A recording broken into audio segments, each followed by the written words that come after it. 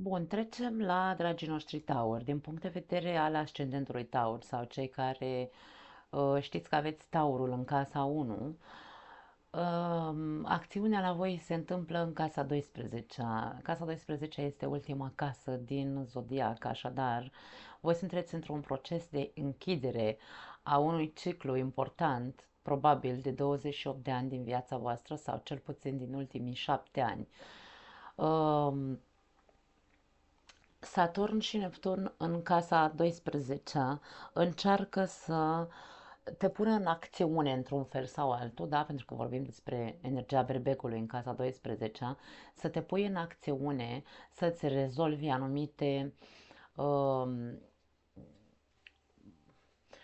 uh, hai să spunem, nu știu dacă se le numesc probleme neapărat, uh, probleme care te condiționează. Acum, vreau să explic un pic casa 12 ca să înțelegeți la ce sunteți supuși. Procesul este unul psihologic profund pentru voi în următorii ani. Un proces profund psihologic de a închide un ciclu uh, în totalitate. Energia berbecului în casa 12 poate fi, pentru că casa 12, hai să explicăm un pic. În casa 12 se află tot ceea ce noi nu percepem. Se află energia de care nu suntem conștienți. Se află anumite comportamente inconștiente ale noastre. Este ca și cum ar fi casa unde noi ne simțim să ne refugiem ca să ne simțim protejați.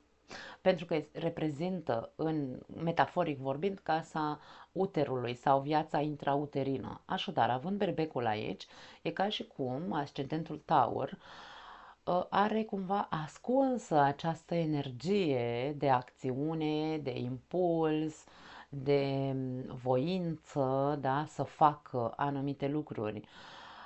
Însă, compulsiv, fără să-și dea seama în anumite momente, îi iese această energie a berbecului, dar el nu e conștient de atitudinea pe care o are. Poate fi o atitudine de orgoliu, de aroganță, de comportamente din astea așa ieșite din context, poate fi, da, pentru unii dintre voi. Așadar, Saturn și Neptun vor încerca să te introducă într-un proces psihologic profund în care tu să conștientizezi toate aceste comportamente pe care să le poți uh, scoate într-un mod conștient de acum înainte la suprafață.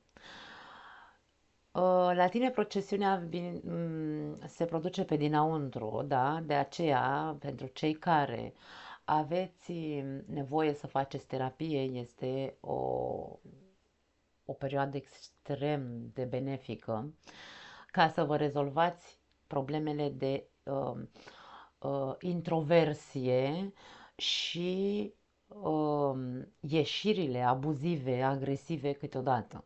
Pentru că e ca și cum nu înțeleg. Nu, eu nu înțeleg. De ce mi iese energia asta câteodată? De ce nu mi iese când trebuie? Da, aici e un fel de neînțeles, e un fel de nebuloasă casa 12. Așadar, pentru voi procesiunea este sau se va întâmpla pe dinăuntru. Va trebui cumva să vă deschideți la acest proces psihologic cu ajutorul sau fără ajutorul unui terapeut, fiecare dintre voi, după cum știți că puteți să aveți puterea să închideți acest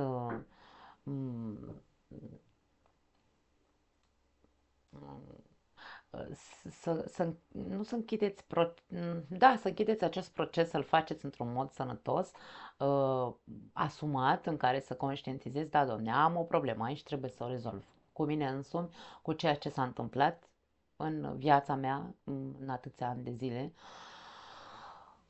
Vorbind despre casa 1 cu Taurul aici, cu Uranus, de exemplu, probabil că în ultimii 6 ani de zile mulți dintre voi ați simțit foarte multă presiune în ceea ce vă privește la nivel personal.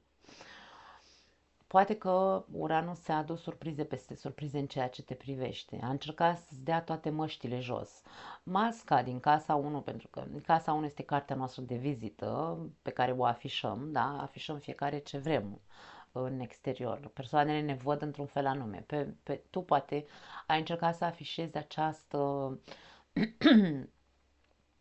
acest comportament tipic taurin, de persoană serioasă, persoană, nu știu, într-un fel sau altul, stabilă, da? Însă Uranus ți-a produs anumite zbuciumuri în viața ta și a scos la suprafață probabil și anumite a scos, îmi vine să spun că a vrut să scoate la suprafață de fapt autenticitatea din tine, da? Nu doar masca de seriozitate. Pentru că tu poți fi ascendent taur, dar să fii, nu știu, în zodia, nu știu ce să zic, hai să zicem așa, în zodia gemenilor, poftim, că avem soarele aici, da? Poți fi un geamăn cu ascendent taur sau orice altă zodie, nu contează.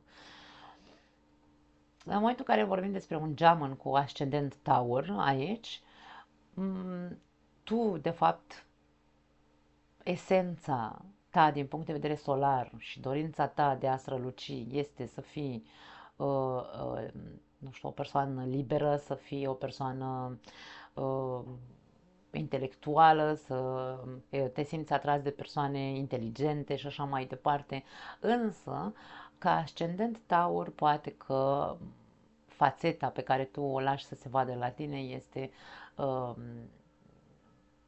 că ești o persoană cu picioarele pe pământ, însă tu ești destul de volubil aici, ca ascendent, ca soare în gemeni, da? Însă lași această impresie. E bine, nu știu ce am cu Saturn, Uranus, probabil că a scos la suprafața anumite, ți-a dat niște măști jos și a zis, ok, tu fii autentic, tu nu ești autentic, tu nu ești cu adevărat o persoană așa. De ce nu te lași? De ce nu te lași văzut? Pentru că atitudinea sau anumite comportamente de tale sunt excesiv de agresive sau de egoiste și tu vrei să lași impresia că ești o persoană de încredere. Ca să dau un exemplu tâmpit, da? Poate că tu ești într-adevăr o persoană foarte serioasă, poate într-adevăr ești o persoană foarte intelectuală, inteligentă și așa mai departe, însă comportamentele tale se văd diferit. Uranus a încercat să schimbe la tine și să scoate la suprafață și acea rebeliune. Probabil că a reușit. Unii dintre voi poate că ați devenit o persoană mai rebelă în ultimii 6 ani, poate mult mai, nu neapărat aș spune agresivă, însă mult mai deschisă, mult mai surprinzătoare pentru ceilalți. Poate te-ai schimbat într-atât încât în ultima perioadă ceilalți nu te mai recunosc. Da. Acum, vorbind despre Jupiter, părăsește casa ta a doua. În ultimul an, Jupiter probabil la tine a încercat să-ți dea multe opțiuni, aș spune, din punct de vedere mental, multe resurse din care tu să pui informațiile sau studiile, dacă ai studiat, cap la cap ca să poți să crești în următoarea perioadă. Aici este foarte interesant la voi, pentru că pe lângă faptul că procesul se produce pe dinăuntru uh, inconștient și ar trebui să-l faci conștient, uh, Gemenii pe casa a doua și Racul pe casa a treia, care casa a treia este casa gemenilor, da? Deci aici ca și cum nu se schimbă energia lui Jupiter în ceea ce te privește. Pur și simplu, probabil că aici Jupiter poate să-ți aducă anumite sau să te umple de acea energie de încredere, într-atât încât să recurgi la alte studii pe care tu le-ai făcut în trecut, de exemplu, pe care să le asociezi cu ceea ce ai învățat în ultimul an cu trecerea lui Jupiter prin casa ta a doua, ca resursele pe care tu le-ai obținut în casa a doua cu Jupiter timp de un an de zile să le consolidezi acum în acest următor an. Da? Casa a treia fiind și o casă, nu doar o casă a intelectualității, ci și o casă cu racul, o casă a trecutului tău cu cei de pe lângă casă, într-un fel sau altul, da, are conotație de vecini, frați, veri, familie în general, da. Jupiter poate, din nou aici, să ne vorbească despre, pentru unii dintre voi, despre revenirea unei persoane din trecutul tău în viața ta. Nu neapărat aici nu vorbim de relații de iubire, atenție, prieteni vechi din viața ta, cu care poate n-ai mai intrat în contact de ani de zile, vecini, frații, dacă nu ai mai văzut de cine știe cât timp. Poate exista o anume tensiune din cauza unor comportamente din trecut ale tale. Dacă ai de rezolvat ceva cu aceste persoane, ai posibilitatea să rezolvi, dar nu acum, în această perioadă. După 13 iulie, da? Pentru că există tensiune. Această tensiune nu este una rea sau greșită, venea să zic. Nu este tensiune rea. Ideea este că dacă tu ai avut niște comportamente agresive față de aceste persoane cândva, și acum Jupiter te ațâță și te face să te reîntâlnești cu aceste persoane,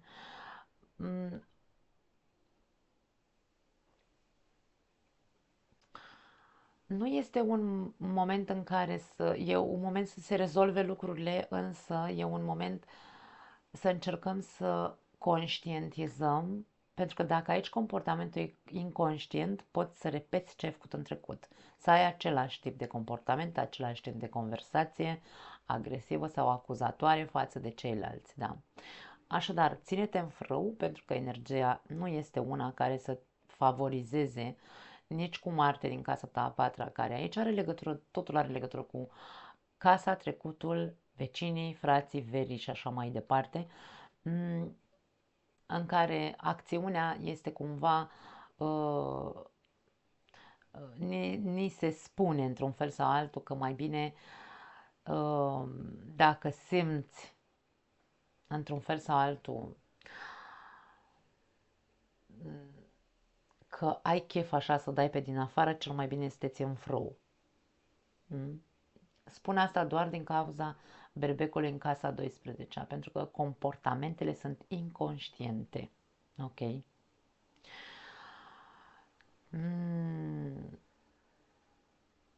Și aici, la voi, cu Marte în casa 4, ar putea să fie pentru unii dintre voi că vreți să faceți ceva în legătură cu casa.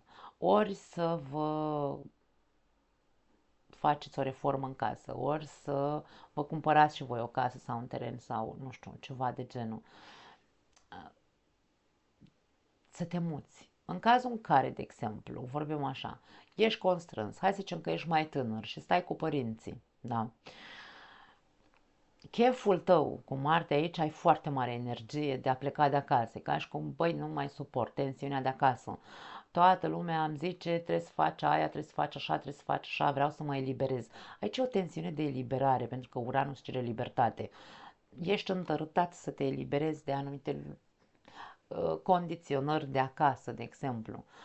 Și mă simt atât de presat sau de stresat încât sunt în stare aici să iau decizia și să plec mâine, să trântesc inclusiv ușa după mine. Marte în leu, când e vorba despre casă, pleacă trântind ușa după el.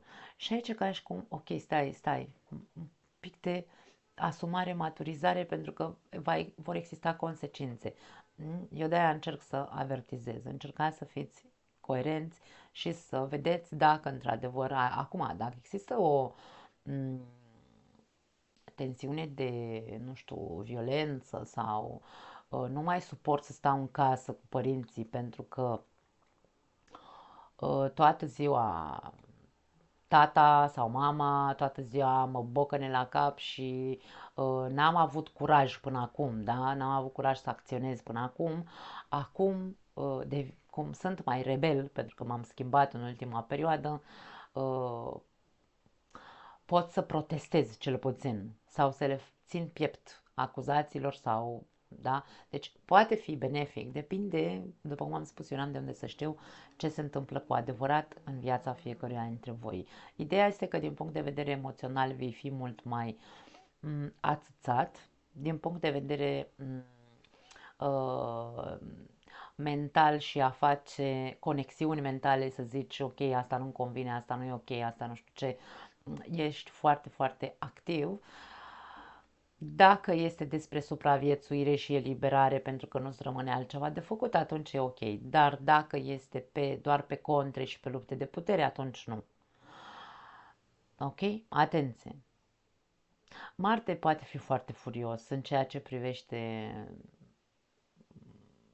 energia leului, da? Destul de orgolios, destul de agresiv, destul de vreau să fie ca mine. Atenție, încercați să vă observați. Luna plină va avea loc în casa ta a 8-a. Casa 8 este casa secretelor noastre și nu neapărat pentru că tu menții un secret, ci pentru că este casa taburilor și casa, cum am zis când am vorbit despre Pluto, unde se află umbrele noastre și tot ceea ce noi încercăm să ținem supreși.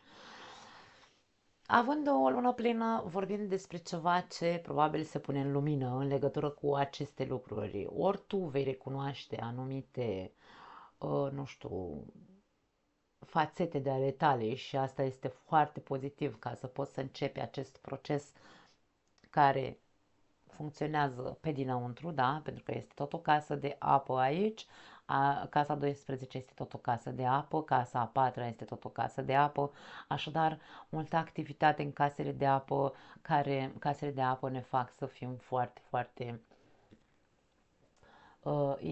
introvertiți într-un fel sau altul și să fim subiectivi.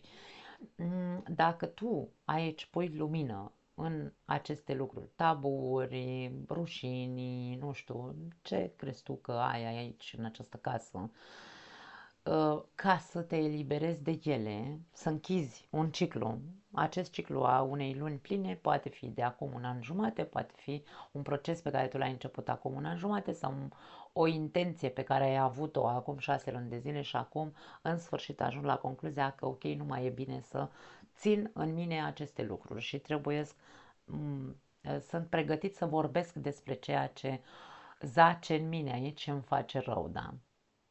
Poate fi foarte, foarte bună această lună plină pentru tine. Din punct de vedere al lui Pluto, Pluto timp de 20 de ani aici va revoluționa și va schimba va schimba lucruri în casa 10. Casa 10 are legătură cu cariera, cu profesia, cu vocația noastră, are legătură cu imaginea noastră, imaginea, reputația, la nivel de reputație. Ce tip de reputație mi-am câștigat până acum? Având vărsătorul aici, reputația ta poate este una, imaginea este de taur, da, în exterior pe care tu o lași, cartea ta de vizită, te prezinți ca fiind o persoană serioasă și stabilă. Reputația ta însă ești văzut din exterior ca și cum ai fi o persoană, hai să spunem așa, destul de fixistă, o persoană destul de rebelă, o persoană destul de foarte inteligentă, însă dezlipită așa, adică pe alocuri cu capul nori poate fi, da, imaginea pe care tu sau reputația pe care o ai sau cum te văd ceilalți. Pluto va schimba acest lucru, dar nu va schimba doar pentru că vrea el să schimbe. Dacă vorbim de carieră, e posibil pentru unii dintre voi acțiunea lui Pluto să fie schimbare în carieră, schimbare în profesia pe care o ai, o restructurare totală în ceea ce privește profesia și cariera ta. Poate aici studiile pe care le faci în această perioadă, în ultimul an sau în următorul an aici, ar putea să aibă legătură cu ce se va întâmpla în anumite momente, timp de 20 de ani, în ceea ce te privește, în carieră, profesie. Da.